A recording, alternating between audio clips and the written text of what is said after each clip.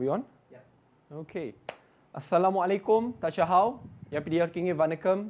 Good evening, everyone. Thank you very much for attending our third session of Thunderbolt.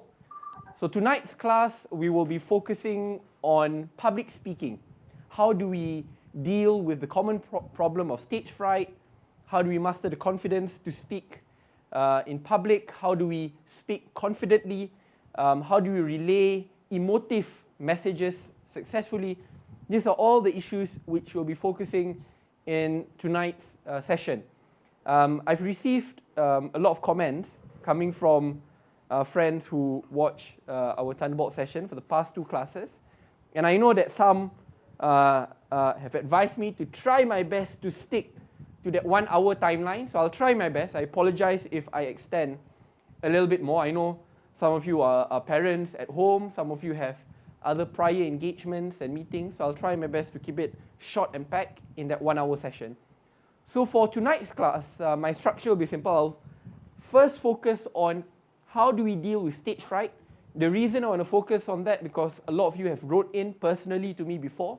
How do I resolve this problem, especially when I first started public speaking and debating. The second part then I'll focus on general improvements on public speaking. Different styles, personalizations, repetitions, juxtapositions, specific tactics which can be employed when you are to prepare a speech and when you are in front of an audience. At the end, I'll focus on Q&A. So I'll try my best to limit the session only to an hour, about 40-45 minutes of the lecture and 15 minutes for the Q&A segment. So let's start tonight's class. So first and foremost, I'd like to focus on how do we best deal with stage fright? How do we engage? How do we remove the fear of speaking in public? I have 6 suggestions to make. So allow me to just write it down one by one first.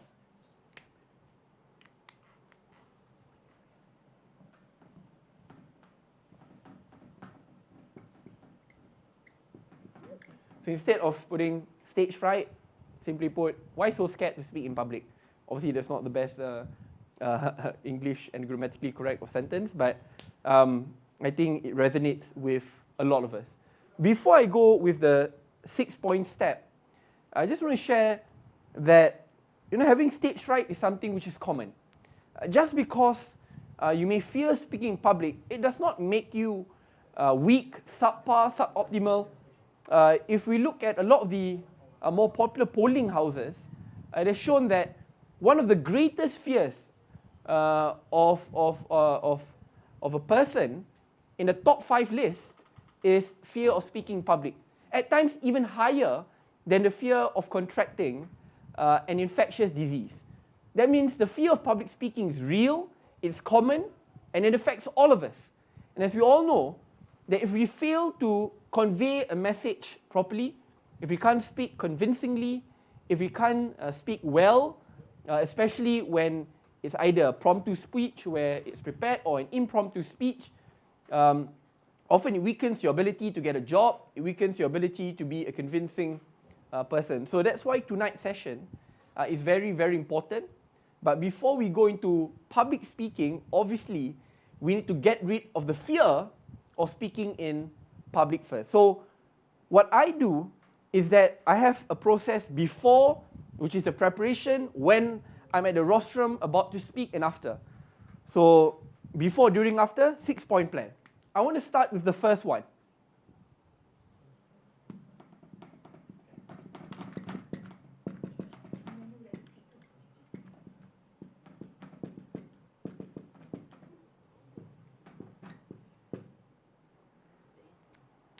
The first one I'd like to share is the optimism and pessimism gap. What do I mean by this optimism and pessimism gap? Often, before a person speaks in public, when he's preparing that speech, or when he's revising that speech at home, speaking in front of a mirror, or when he speaks in front of a group of friends which he's familiar with, you will notice that the person can speak quite well.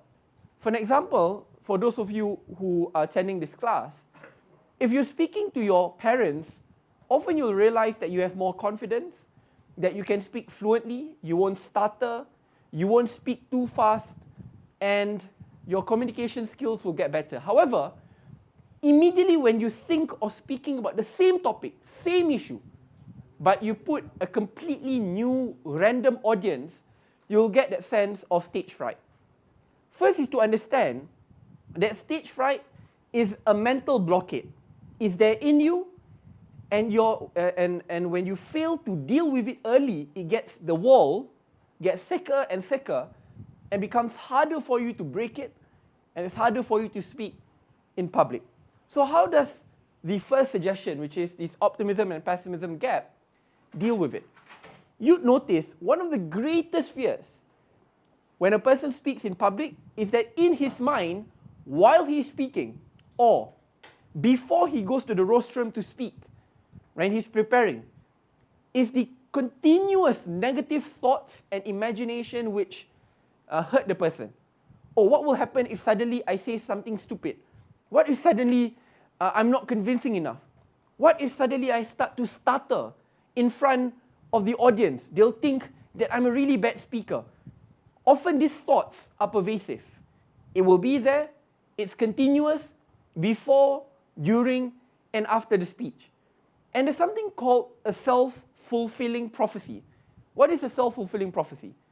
Is that when you think something over and over again, or when you say something over and over again, despite at the beginning, it may not be real, but because you think about it over and over again, it becomes real.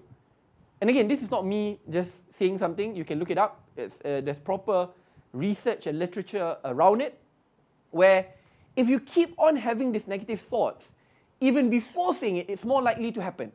So if you keep on thinking that you are about to screw up the interview, that you will stutter when someone asks you a question, that even though it may not happen, but it's been there inbuilt in your mind, that mental barrier and wall gets thicker and thicker, and it's more likely from fake to become a reality. That's why you often hear a lot of speakers say, fake it until you make it.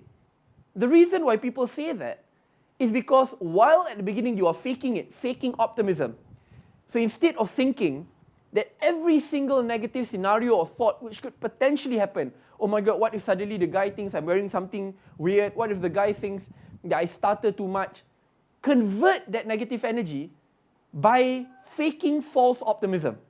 You know, that you'll speak so well that the person would want to listen to you more. That while there may be imperfections, but at least you have tried. That while you may not convince the person 100%, but at least you've worked hard, you've tried, and some of your points may be received well. And you must enter that positive environment, not just when you start speaking, but before you start speaking to begin with. At the preparation stage, you must engage in it. So what would I do? So this depends on your own customized exercise. But what I do is that about 24 hours before the important speech, or if it is an impromptu speech, where you must give it immediately. So let me share, if it is an impromptu speech, for example, suddenly my lecturer calls me up, Saddiq, answer this question, and I know nothing about it, and you'll notice even for some more experienced speakers, they will have anxiety. They will be scared, at times they have stage fright. So for me to recollect my thoughts and to structure it, I'll often take 3 deep breaths in and out.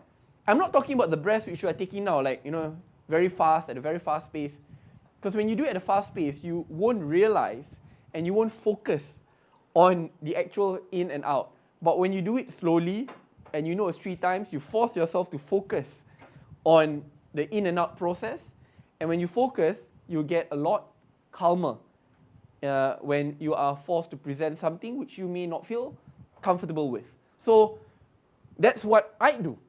Some other people do different exercise. You know, they have the, like, this mouth exercise which people do. Some, on the other hand, would say that they would imagine seeing the audience naked, not to say that I'm doing it now or you should do it, but really some do that because they want to remove the anxiety. But for me, I take 3 deep breaths in and out, and I'm very conscious when I do so, so that I focus on that process, and then I can start focusing on my speech. But the most important point behind this is that you must remove these negative vibes and thoughts, because if you keep on thinking about it, it's more likely to happen. And try your best to fill yourself and your mind and your thoughts with positive vibes, because that's when it's more likely to happen. So that's the first part. Second part.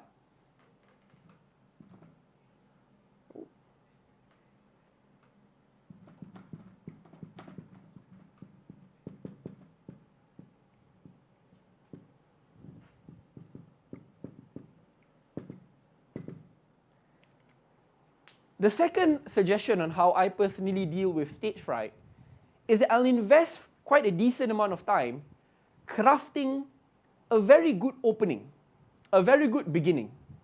Why do I say this? Just now I've discussed about the optimism and pessimism gap, which you often go through before and just when you're about to go on stage. However, when you're on stage, even before you utter the first few lines and sentences, these first few lines and sentences will often define the fluency of your speech. I'm not talking about a convincing message or the content. No. Even before you deliver the bulk of the content of your speech, the delivery of your speech often will be judged at the beginning, not just by the audience, but most importantly by yourself. Again, as I shared, stage fright is a mental blockade, and you yourself need to personally address it. How I address it is that I'll craft a good opening, so that when I know that I've executed a good opening, I've made a good opening, then naturally I feel a lot more comfortable with my speech, and that when I want to go to the more substantive parts of my speech, it will be fluent, because I know that I've delivered a good opening, I'm not stuttering, I feel very confident of the beginning. So usually the beginning will then set the right mental note to yourself that you've done well, and therefore you're more likely to do well. That's when you will notice, what is the comparison? What is the contrasting point? I think you may have noticed when you're called up to speak in public, but when the first 5 seconds you botch it, or you fail in the first 5 seconds, then after that it goes haywire. Left, front, center, you will not be focused, and then even the substantive part of your speech gets dragged down. However, think again, when do you speak really well? Often when the beginning is good, that's when you feel a lot more confident to speak. The points delivered at the middle part of your speech will get better and better. So what I do is that I'll invest some time to think of that opening. It can be for 30 seconds, it can be for 1 minute, it can even be only for 15 seconds. But take some time before you speak in public and imagine yourself speak for the first 15 seconds, first 30 seconds. What do you want to say? And execute it well, because when you do so, often then things get better and better at the middle. So that's the second part.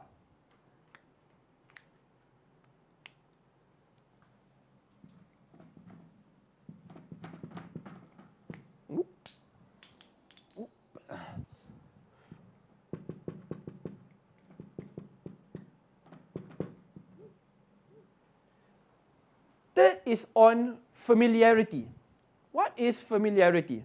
Okay, this is when you must speak either in front of a big or decently sized audience. At the beginning, just I mentioned, why as a human being do you feel a lot more comfortable to speak on same issues, like your class presentation, but to your friends and family members? You'll know that the answer is familiarity. You'll feel a lot more confident speaking to your parent, for an example, because you've been speaking to your parent, you know your parent, and there's some level of familiarity with your parent. Similarly with your friends. Why do you speak more comfortably to them, but not when it's a new audience? It's on familiarity. So what are the exercises which I do to familiarize myself with a completely random audience, from a class presentation to a seminar which I may be giving? So this is something which I even did before I started this class. Before I started this class, I took about 15 to 20 minutes before that to talk to my officers, not necessarily about this topic, but just to ask how they are, what are they doing, what are the other subjects and topics which they'll be looking at, how's their family members. Point is, I'll already start engaging in small talk. I'll explain why all of this matters later on, so that my brain gets moving, and there's no random transitioning from like sitting down in class, you're being anxious, waiting for the there's a group presenting, waiting for your time, being very quiet, not cold literally, but like, you know, you're like shrinking, and then after that, when your lecturer calls you up, only then you start speaking, you know. So you're not used to the small talk, your mouth is not even used to speaking, there's that mental blockade, and you're speaking to a completely random audience. So how do you translate it? For an example, what I do if I'm speaking to a big seminar. One is I'll definitely come early. Before I go on stage, right? The reason I'll come early is I'll take time to speak, especially to those who will be seated in the front row. So I'll ask, and you don't have to talk about the topic. Just ask, who are you? Where are you from? How's your family? Why did you come? So in my mind, I'm building the bond of familiarity with that person. So when I end up on stage, even though I don't know everyone in the audience, I've already started the mental process of knowing them, that I've started communicating with them, and that when I look down, out of thousands of faces, they are familiar faces who I can look at, who will give me some level of confidence. So that's what I call the test of familiarity. It doesn't only have to be applied to a big audience. If you're about to do a class presentation, speak to your lecturer before you go in front, speak to your colleagues before you go in front for the presentation, so that when you are in front, you have already started speaking to them before, you know your lecturer, you've spoken to him or her, and you're not entering or transitioning to a completely new environment which you feel very defensive and uncomfortable with. So again, the example is when you speak comfortably to a crowd which you know of, your family and friends, and to a completely random audience. So try to bridge the gap of familiarity which exists with your audience. So these are some of the mental exercises which I do even up to today.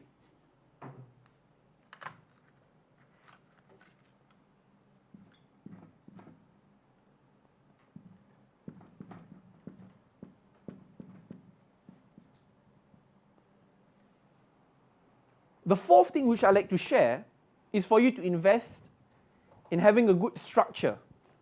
What do I mean by having a good structure? And it goes both ways. A good structure doesn't just help your audience follow your story, your points, but it also helps you just in case. And again, when you face stage fright, you know, you'll notice there are moments when you're speaking in class, suddenly, alamak, wait.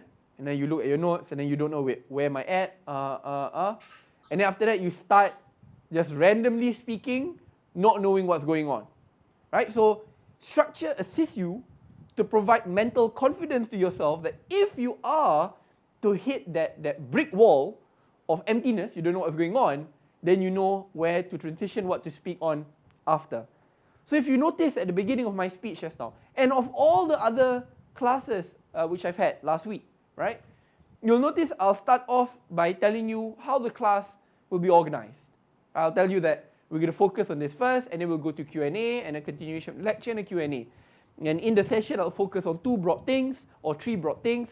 I have 6 points, 5 points, 4 points, just so that in mind, you can already mentally prepare.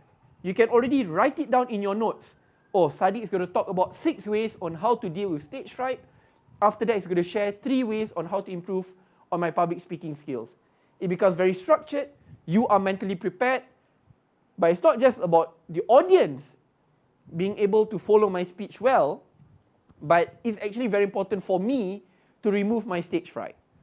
Again, there are times where suddenly when I start speaking, and at times it's just random bad luck, right? Where you just lose your train of thought.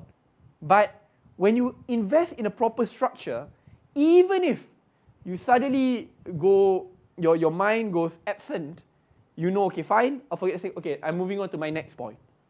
So then it provides some level of mental clarity and confidence to you when you speak, that even if you hit a brick wall, you can continue speaking. So it's very important for you to invest some time and effort to think of a proper structure of your speech, not only to help the audience follow your story, to follow your conviction, to follow your idealism, to follow your points, but at the same time, it also allows you or me to feel more comfortable to speak, that I know what's going to happen after.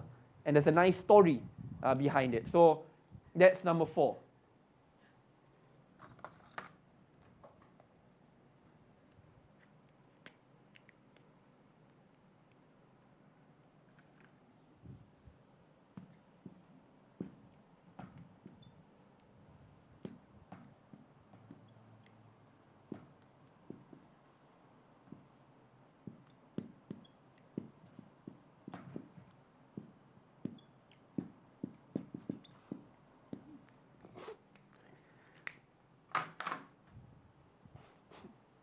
Next are the 3 R's, which I often use, which is to rehearse, record, and review.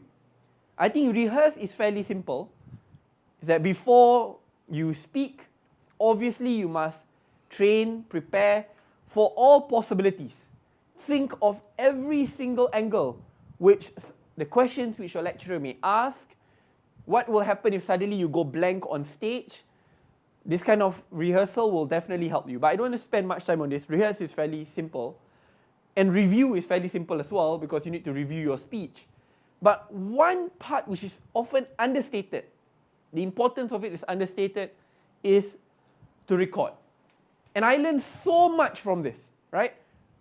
Why do I say you have to record your speech? Or record yourself speak in public, and then watch it over and over again, and then be very critical of assessing of how good you are.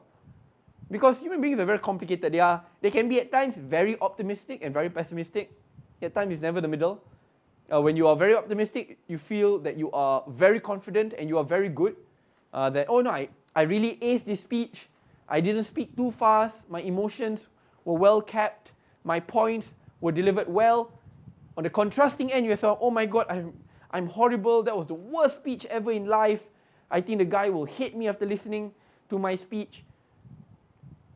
It's very hard for you as a speaker to come up with an independent assessment of yourself by thinking of how you performed yesterday or right after the speech, or especially when you are speaking. Because when you are speaking, you're very focused on delivering the message and the points and the structure which you invested in. It's very hard for you to come up with a fair assessment of yourself. The other alternative is that you may get assessment from the audience, the judge, your lecturer, your friends who are watching. Again, at times, just by listening, a critical assessment from them will not allow you to capture repetitive problems, because your friends and family members or the crowd may only have seen you speak once, there and there. So the crowd may not know, actually this guy has a very big problem of walking left and right, left and right, left and right. The crowd will not know that you are a person who never gives eye contact. The crowd may not know, or your lecturer may not be able to tell you that you speak too fast or too slow, or that you are very monotonous and you speak like a robot without actually having any kind of emotional variations. But who knows that better? Yourself. But you'll know it when you record yourself and you watch yourself speak. And I learned so much from it. Before this, I'm like, why do I want to waste time? Back then, we didn't have iPhones, everything. We have the camcorder, which is damn expensive. But I invested in it. I was like, why is this even necessary? You know, the more arrogant side of me. It's like, waste of money. I know how I perform on stage. But when I actually invested in it, and then after every training round, I watched myself speak, then I noticed, my God, like, first, if you know me as a speaker, I'm very animated. My hands are like everywhere. I can do, like, really become a kung fu king there and there, you know, like randomly moving here and there. And then like I'll pace left and right. Pacing left and right at times is fine, but when you keep on moving left and right and you look down, hey, your audience is in front of you. You want to build the emotional bridge with the audience, not with the floor. So then I noticed that I have some repetitive problems. I'm too animated, my hands are everywhere, people focus on my hands instead of the content of my speech. I always move left and right, and I look down. I don't give eye contact. I'll also then notice that at times I speak too fast, and at times, especially when I debate, man, when I listen to myself and I watch myself speak, I think that I'm like engaging in a shouting match. If you know me, I'm very passionate in speaking. So if you watch my debate videos, man, even when I look at it, I feel scared. I'm like, what am I doing? It's like I'm shouting or like I'm being very angry. It's fine for you to show emotions, but if throughout your speech you are emotional, then really there's something off, right? You wanna have a variety. Start calm, and then get very angry, and then go word by word, and then go calm again. So then people know that there's a story, not just a story in the content of your speech, but there's a story in how you present that speech. So if you notice, I always point to my mouth when I'm presenting. I'll point to the camera. I'll try to depict, at times, how it's supposed to go like. So even how my hand gestures are signaled, everything is tied to a story.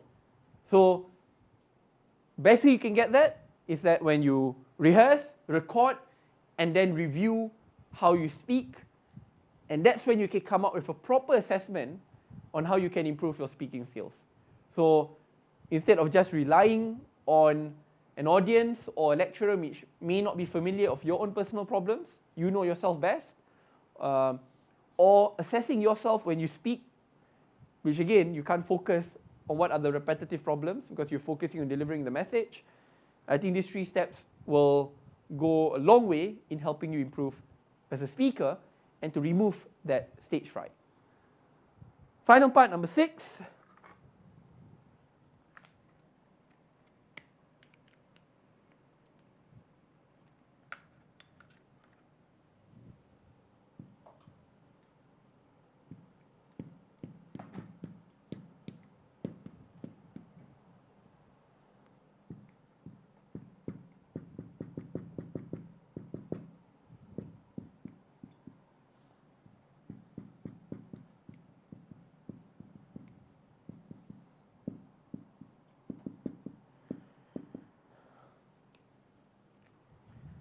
I'm sorry if my writing is not the best. Namanya cakap ayam, this is what happens when you're a law student. Okay, no, I don't want to put down law students. There are some law students who are really good in writing, just not me.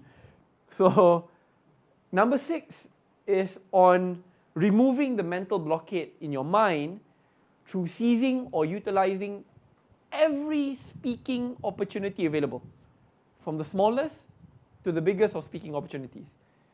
So again, maybe I'll share the link with you.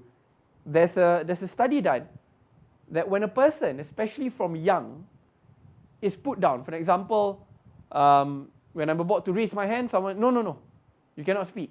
Or when a teacher from kindergarten to primary school asks, who wants to ask this question, who wants to raise this question, who wants to answer. But then if from a very young age or from the very beginning, you keep on denying yourself of the opportunity to speak in public, from raising your hands, or when your family members, for example, are meeting at home and you're having a casual dinner, and say, hey, what's your view on this? And I'm like, and in your mind, never mind lah, I'll just keep quiet. I talk about the mental blockade at the beginning. So that mental wall gets thicker and thicker and thicker when you turn down every single opportunity to speak, from the smallest to the biggest ones, especially the small ones. Because then it will be built in you that, never mind lah, I don't want to, never mind lah, I give someone else. Or never mind, maybe not today. It never ends. And that mental wall gets thicker and thicker because you're not normalizing yourself to speak in public. And don't think about public speaking in a big audience, 1,000 people, 5 people, no.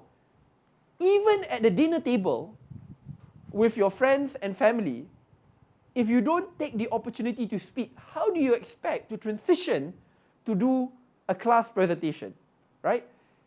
And as mentioned, it's a mental process. is that mental wall in you. How do you break that mental wall? Is that instead of just taking a sledgehammer, slowly but surely, you are progressing.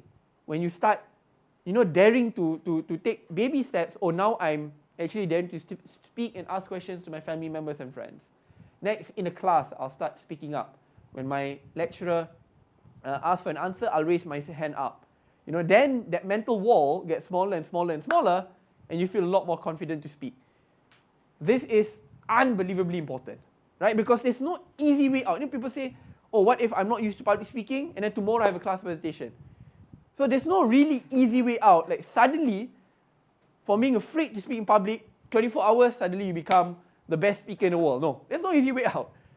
So that's why the process of making that mental wall thinner and thinner starts in your everyday life and transactions. Who you speak to, by seizing the opportunity to speak when the opportunity comes.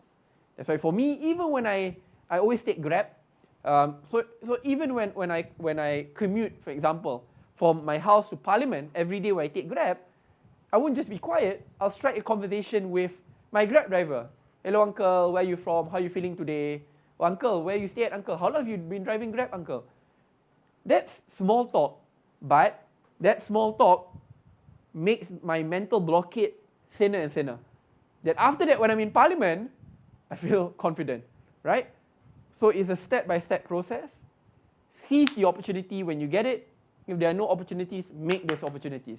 Speak to your friends, family members, and ask questions when you are in class or when you are with a big audience.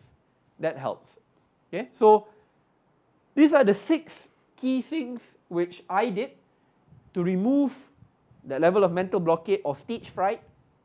Also, it's not easy process around it, but these are the 6 things which I apply even up to today. Before I speak in public, before I go on a mass ceramah, speaking in front of thousands of people, I'll go through this process because it helps me and it gives me some level of clarity on how I'm supposed to deliver that speech. So this is the first part, which is on why you're scared and how do you remove the fear of speaking in public. So the second part of this class, okay, I still have time. I will spend about 15 minutes to look at what are the general skill sets you can put in to improve on your public speaking skills. So one is on stage fright, very specifically. Now I want to look the general points which I used.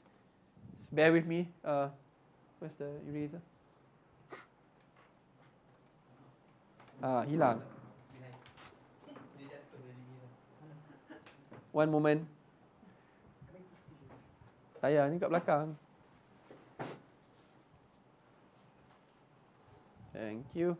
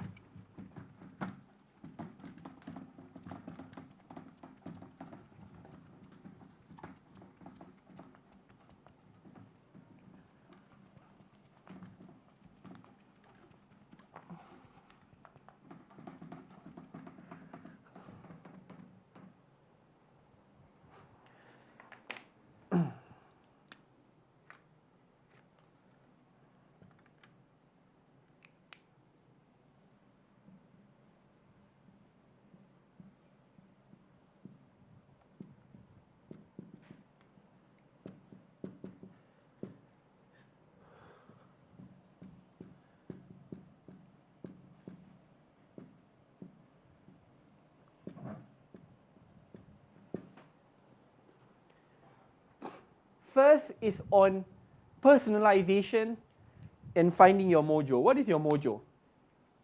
Your mojo is your speaking style, where you are comfortable with, at the same time a style which you know reflects you well and allows you to communicate the message better. Every speech is personalized to that person. Some speak very fast, passionately. Some likes to stress on every single word. so that the audience can pick up every single word. Some like to speak very calmly, and some like to raise their voice. There's no perfect speech where, you can't say, oh, if you speak fast, it's good. If you speak ridiculously slow, it's good as well. It's often a combination. But while you are thinking of that combination, as a speaker, you must experiment yourself on what's your personalized speaking style. So it varies from person to person. If you notice, for me, I'm very animated. I'm very passionate when I speak. I'll raise my voice, slow down, this and that. And I'll always have parts where I'll go slow and then I'll go really high. Especially if you see me give a ceramah lah. So that's my speaking style. If you see other speakers, for example, for those who have seen Tun Dr. Mahathir speak, former Prime Minister, he's very calm. He never raises his voice. And he's very, he's really like a doctor. It's like lecturing you. That's his speaking style, right? If you follow speaking styles of the current leader of opposition in Malaysia, Anwar Ibrahim, he's very animated as well. He likes to raise his voice a lot. So that's his speaking style. If you look at Obama's speaking style, you should watch him before he became president and after. Before he became president, he was a lot more animated and passionate. But when he was in the office of the presidency, he's very conscious of every single word which he says. He'll go, however, we have to think, say word by word, very conscious. And that's his speaking style. You don't have to carbon copy a person's speaking style and making that yours. Don't. The last thing which you want is to wear shoes of those who you feel uncomfortable with. Like speaking, if you just adapt a speaking style which you may not feel comfortable with, then the delivery of your message will not be authentic. That's when you'll realize at times, when people are faking an accent, and when someone is faking an accent, then you don't feel that there's a level of emotional connection between you and that person, right? It's like, this person is like trying too hard. But you'll notice if you speak comfortably, and this is your style, the ability of audience to emotionally connect with you, with your message and your story, increases. So that's why I cannot stress more on the importance of finding your mojo, finding your speaking style. And to do that, you must experiment. Watch speakers who you may adore and like on YouTube, documentaries, how they speak when they give big speeches. And then have a critical assessment. Okay, this is what I like, this is what I don't like. And go to another speaker, this is what I like, this is what I don't like. And then that's when you customize it to yourself. What you can, what you can't, what you like, what you dislike, and then feel comfortable speaking in that tone and environment. So, first part which I like to share is, you must experiment on identifying your own personalized speaking styles. Take some time off to listen more than you speak.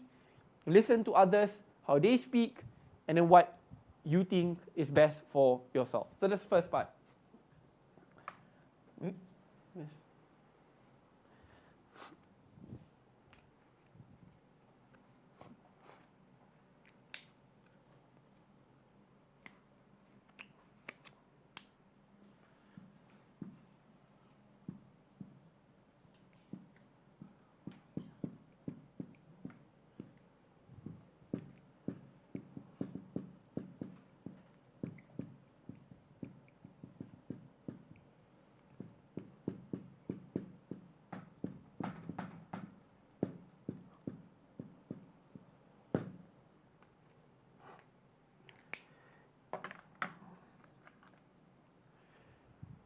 What differentiates when you speak in front of an audience through live video, or when you speak on Clubhouse, or when you're on radio, or when you're only on audio? When you're only on audio or on radio, people can only hear your voice. So the presentation is only your voice.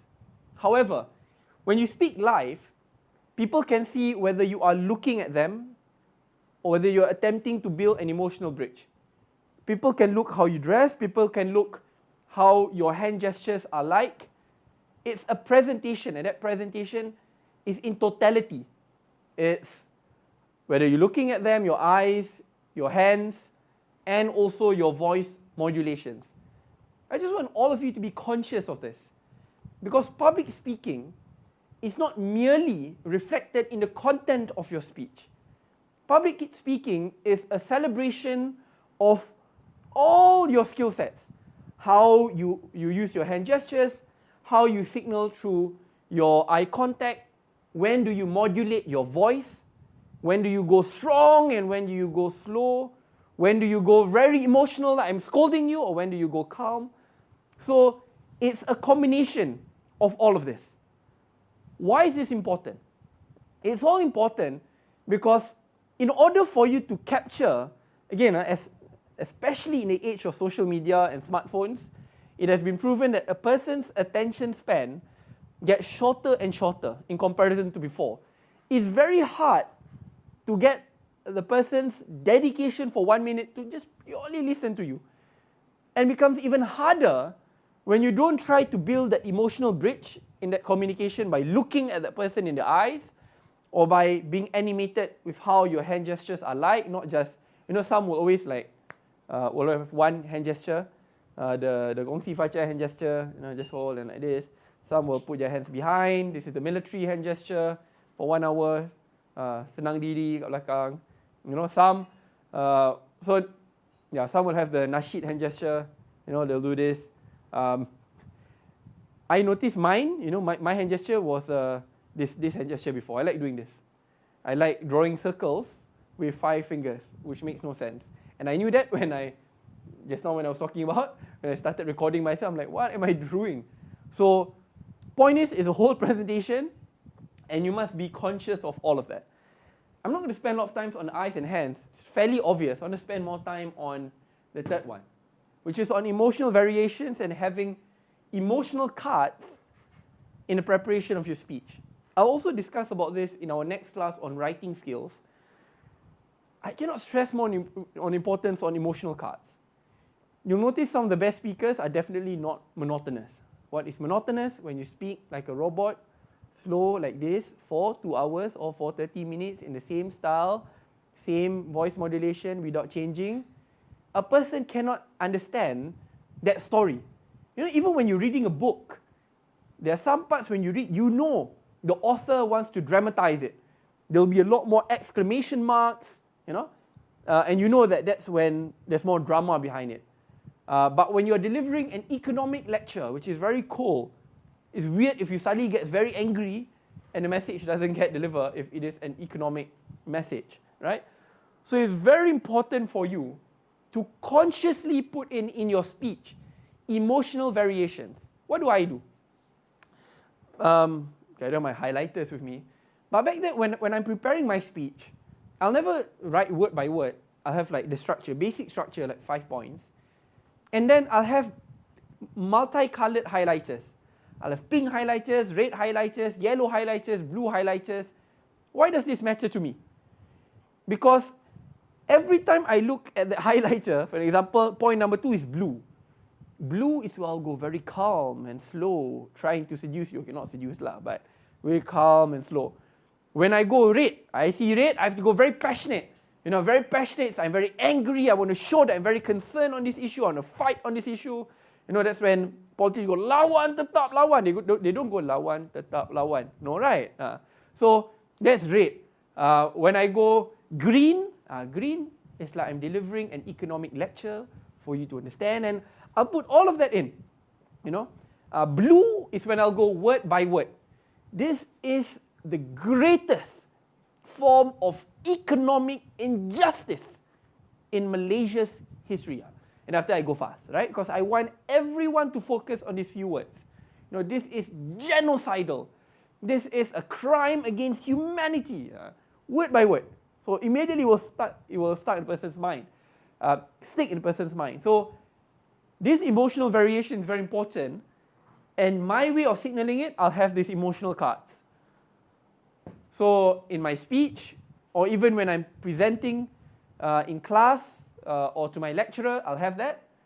So then, not only will I think about it in my mind, if I forget, because again, when you speak, it's hard for you to think, oh, now I must be angry. No, but just by looking at the color coding is in my mind as well. How you want to color code is up to you. But the point is, speech as a whole presentation, it's about eye contact, it's about how you present, your hand gestures. It's also about how you modulate your voice, because when you combine these three together, that's when you truly show a story behind your speech, and you take them on a journey instead of it being a mere lecture. So I hope you pick up these three things. Oh God, it's almost 9:20. Very quickly, the third one.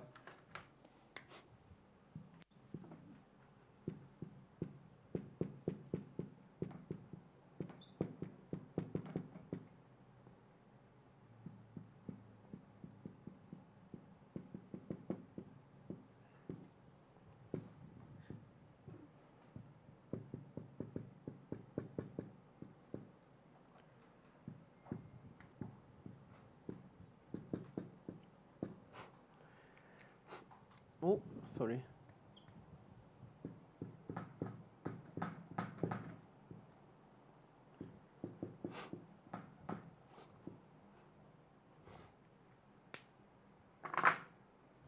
Applause lines.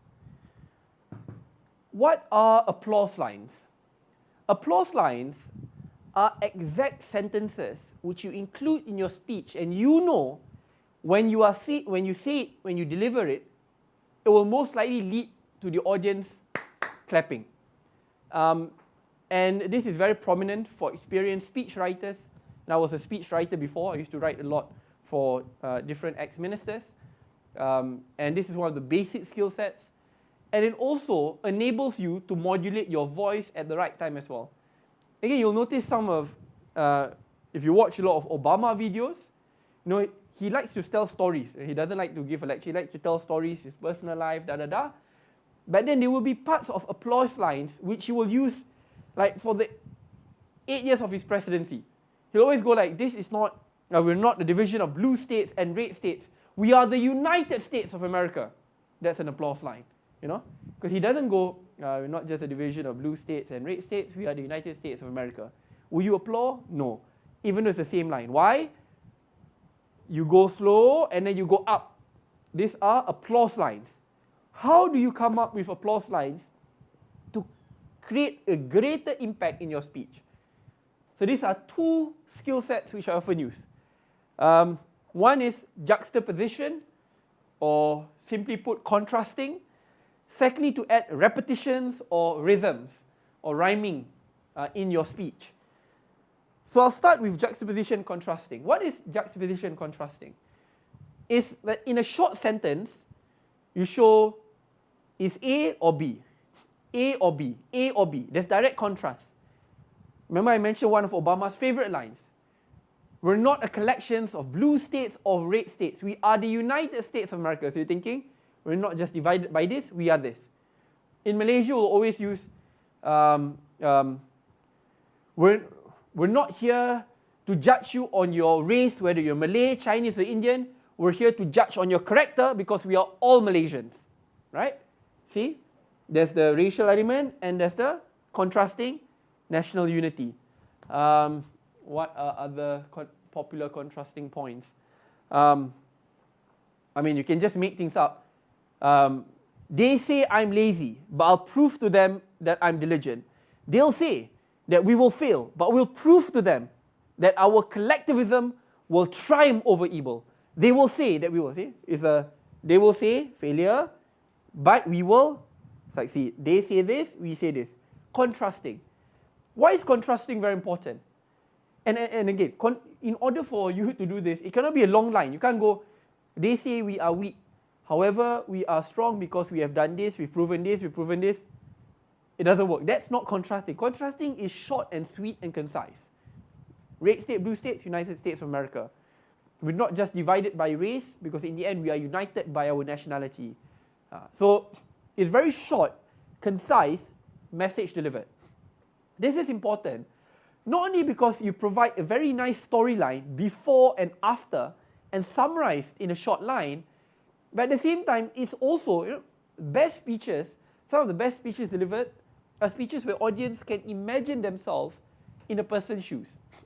So it provides that very nice visual depiction of a speech. Before, after, before, after, before, after. And that beautiful visual depiction makes that speech a lot more meaningful to the audience. Because, again, visual things are things people can remember. So when you think of visual, don't just think about showing a video, but it's also about how you depict a story. First part. Second part is on repetitions. And repetitions and rhyming is something which is so common, but not well used and employed. Some key examples I can use, and you feel free to look it up. One of my favorite speeches is from Martin Luther King Jr. A cliche, but a popular one, I have a dream. No? If you notice, the part where he say, I have a dream, you can look it up on YouTube, it's not long. His speech is very long. But what do people remember up to today from that speech? Is I have a dream. Why? He focused on I have the dream over and over again. I have a dream that one day black boys and white boys will be doing this. I have a dream that one day a person will not be judged by the color of his skin, but the content of his character. I have a dream that one day, I have a dream one day, I have a dream one day. That's continuous repetition. And that repetition will stick in the audience's mind. You can speak for 1 hour, but that repetitive element will often be the climax point of your speech, which people will remember. One more example, Barack Obama. Some of his best speeches, he'll go, yes, we can, da. Yes, we can, da. Yes, we can. He'll say that like 10 times with short and concise sentences accompanying it. By the end of the speech, you go, hell, yes, we can. You remember that. Let's use a local example. Again, I'm not talking about the content. Content can be bad or good depending on how you judge it or based on your political affiliations. But the speech delivered by Dr. Mahathir at the UMNO General Assembly when he was still the president of UMNO, long time ago. Just Google it. Ucapan Melayu mudah lupa. You know, he actually delivered a really long speech. But, Melayu mudah lupa, a line. Melayu mudah lupa, a line. Melayu mudah lupa, a line. Till the point that in the end, the crowd followed his speech. Because they already know that these are filled with repetitions, and that is the most central part of his speech. The content, whether you like or not, is up to you, but the repetitions is what I want you to get from this. I can show many examples of the best of speakers, including this in his speech, but repetitions help a lot because that stresses to the audience that this is the most important part of the speech and you want it to be dramatic. So think of Obama, Martin Luther King Jr., and other speakers which you like. These parts matter a lot. So it's all one cliche which you'll always hear. But it's in bahasa lah. Forgot. Anwar likes to use it. Anak Melayu anak saya, anak Cina anak saya, anak India anak saya, semua anak saya. Okay, whether it's real or not, sebenarnya lah. Point is, repetition and also juxtaposition. Okay? And he has that tone, like he'll go slow and it's like ramming a car. Okay, I'm not ridiculing his speech. That's an applause line which you'll get. And trust me, you watch, you might laugh now, watch the speeches on YouTube, see lah, dia cakap tu semua tepuk tangan. Applause lines. Okay? You prepare for it. But while I say all of this, you can have the best of juxtaposition, repetitions, blah, blah, blah. But if the execution is not good, like you go very slow and then, there's no climax, then it will not be an applause line. This is very important because you want the crowd to get, it's very hard for people to remember an hour speech. People have very short attention span. But if out of an hour, people remember the most dramatic part of your speech, that's already a big win for you. So, in summary, these are 3 critical ways how for you to improve your public speaking skills, and accompanied by previously the 6 suggestions on how do you best remove stage fright. Okay, oh my god. Hi, Nijan. Sorry, there's a problem. Try to stick time, still 1 hour. So,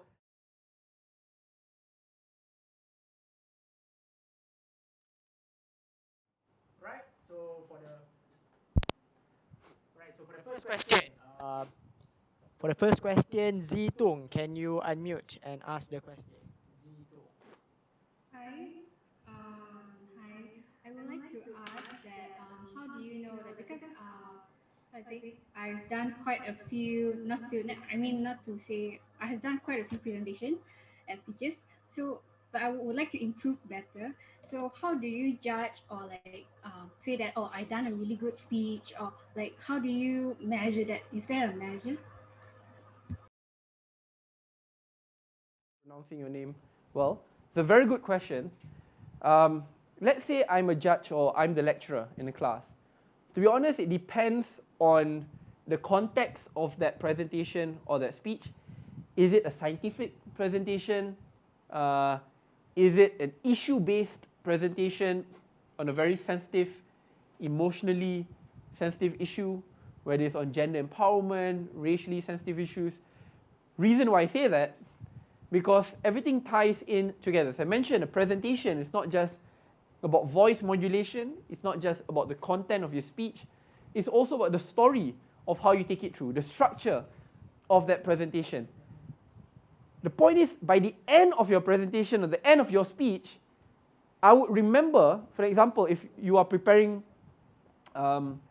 you've written these 5 points, 6 points down, you want it to be so good that by the end of the speech, your lecturer will remember the 5 or 6 points exactly how you have structured it.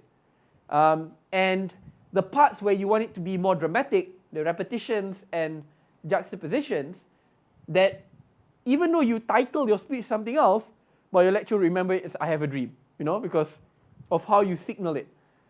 So that is more of the presentation side of things, which is public speaking.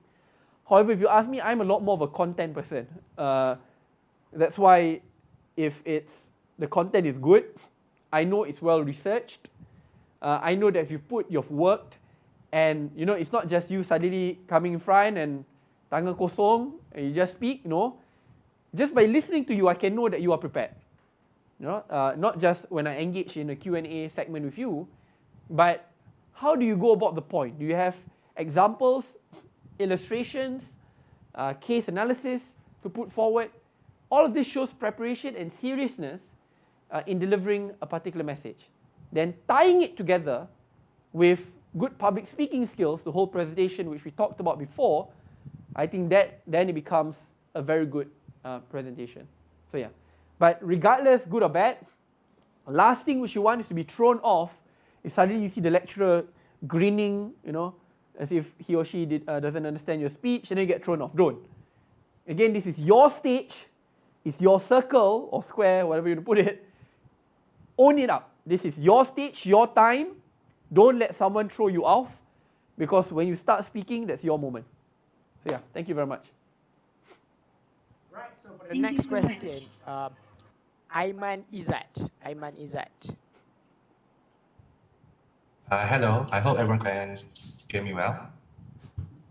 Okay, so I would like to apologize beforehand because my question would deviate from today's main theme of public speaking and instead dive backwards to debate.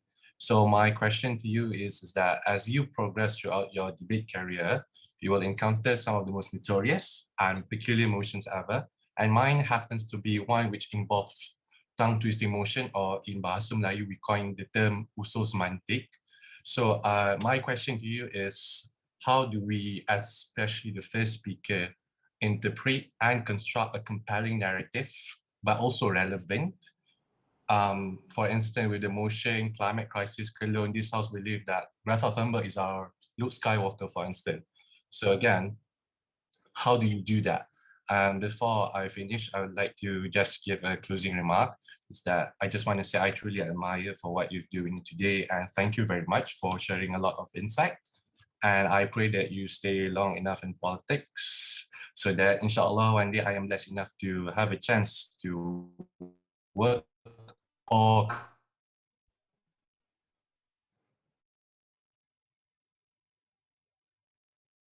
You are too kind. I appreciate it a lot. Just very briefly, in the second part, politics is a nation building process. It must be done together, and everyone has a role in rebuilding our beloved country. So hopefully, if not today, in the future, our paths will cross, and I'm very sure it will, where we can take Malaysia forward. So to answer specifically your question, so dalam debat bahasa Melayu ni, dia paling prominent in Malay debates lah, you know. It's long motions, very, what do you say, dramatic. You know, if it's in English, it's the pen is mightier than the sword. That's the most simplistic way to put it. But it's very much example based. It's not straightforward. Okay. First thing first, when I encounter this motion, I'm happy because in the English debate world, these kind of motions are getting less and less. People are getting a lot more straightforward. But in the Malay debate world, it's getting more and more. English-speaking world is changing. Because to be honest, Aiman, that's motion which I suck at the most. I'm a very straightforward person. I like to take the debate in a very straightforward fashion, you know. However, what do? When you know that these motions are based on semantics, it's not clear, right? Not only is it not clear to you, imagine if you are the judge or you are the audience. Remember, if you are as a speaker, you have 30 minutes or 15 minutes, depending on Asian or BP format, to prepare for that debate. So therefore, mentally you are prepared. But imagine if you are the judge. If you are the judge, you're not preparing for the debate 30 minutes. You're not prepping the motion. You see the motion, you enter the room, and if that speaker doesn't take time to explain or illustrate so that I as a judge can visualize what this motion is about, you can come up with the most amazing of points, but I will not be able to follow you, bro. But if the beginning you have illustrated or visualized to me what the debate is about, then the points and arguments fall in naturally. So, and please don't go the template format. These are the definition A, definition B. It's very boring. You'll notice the best of speakers will come up with a story and with accompanying illustrations. For example, if you're talking about the Greta Thunbergs are the greatest bane on the world, right? So instead of going, Greta Thunberg is this person, blah, blah, blah, blah. The bane in the world means it's bad, da, da, da, da. So you just illustrate that in a world in which we are hit by COVID, job losses, manufacturing sectors collapsing, I think it's time for us to focus on development instead of on excessive climate change and environmental justice. So the debate today is a comparison on balancing the interests of protecting the environment and securing current interests on staying alive, a good job, a quality living. Then immediately in the minds of the audience and the judge, okay, that is where the debate is on. It's very clear, it's focused, I know how to take it. So providing clarity to visualizations, visuals through your speech at the beginning helps a lot. So that's how I personally take on it. I wouldn't recommend for you to go on the typical definition-based ABC. Come with a story, and that story accompanied with illustrations.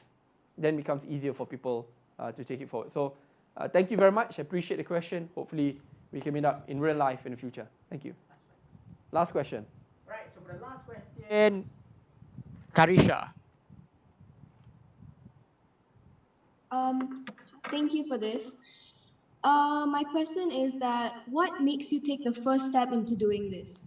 Despite your parents telling you on how you should do it and advising you, how do you start on it? If I may just ask, add a little bit, which part? Is it on debating, public speaking? Oh, sorry. Yeah.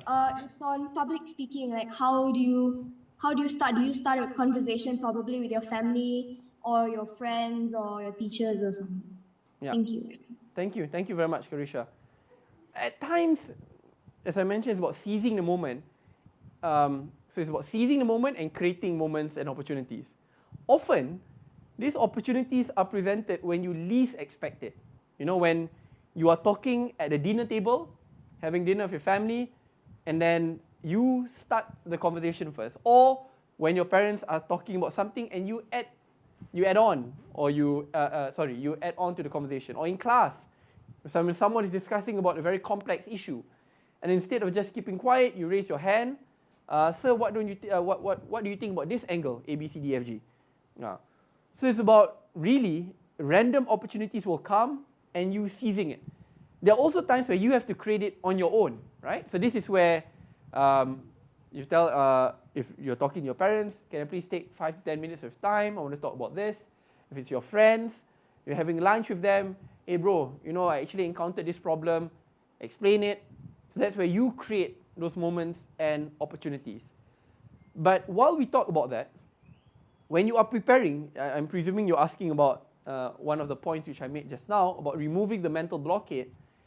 When you are looking at removing the mental blockade, it's less about preparation. Preparations is when you prepare for a speech and everything. Mental blockade is often instantaneous. When the opportunity is presented to you, but you turn it down. Opportunity is presented to you again, you turn it down. You turn it down. Every time you turn it down, that's when the mental blockade gets bigger and bigger. So really, it's about you knowing when to seize the opportunity when it's presented to you, or create the opportunities if there's a lack of an opportunity for you to speak. And you cannot over-prep it. If it's an over-prep, then you're not making that wall of fear thinner and thinner. Because there will be a lot of moments in life where you cannot prep on an issue. When suddenly you are put in action to speak on an issue which you may feel uncomfortable with, when you're pushed to the corners of emotional desperation to answer a particular question, that's where the skill sets which you prepared in a small way, engaging in meaningful conversations which are instantaneous, will help you engage in this session. So I hope that helps, Carisha. Thank you very much. Thank you. So my apologies, I can't take everyone's questions. Really, 1 hour is unbelievably short. Maybe I'll try my best to have other sessions in the future which is longer. Because I really do not, it's really, you know, critical thinking and public speaking, you cannot summarize it in like one class. It's almost impossible. I do the best where I can. I hope you get the 6 points at the beginning on how you remove stage fright, and the 3 follow-up points on how to improve on your public speaking skills. That's my way on addressing it, on how I deal with it. Different people have different ways and methods of doing so, but I hope this helps you one way or another. Thank you very much, everyone, for staying up with me until 9:40. I appreciate it a lot, and I look forward to seeing you again tomorrow for our next class. Thank you very much. Thank you. Thank you.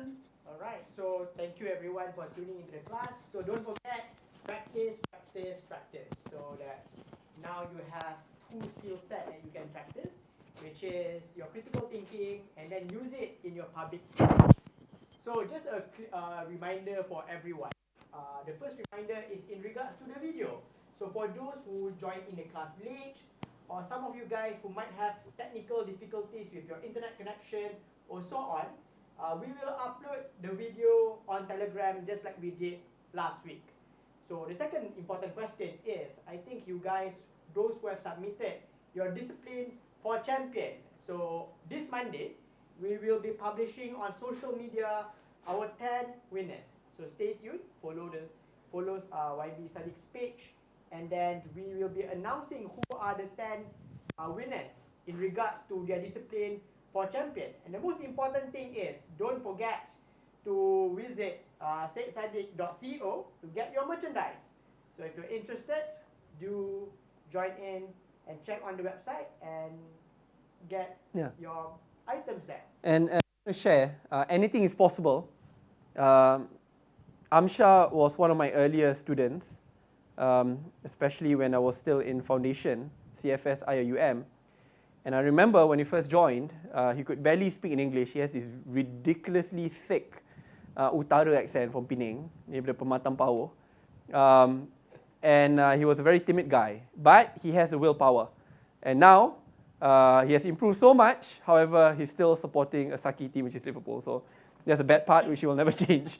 But anything is possible. I just want to share if you put your mind to it. So yeah, thank you very much. Right, thank you everyone.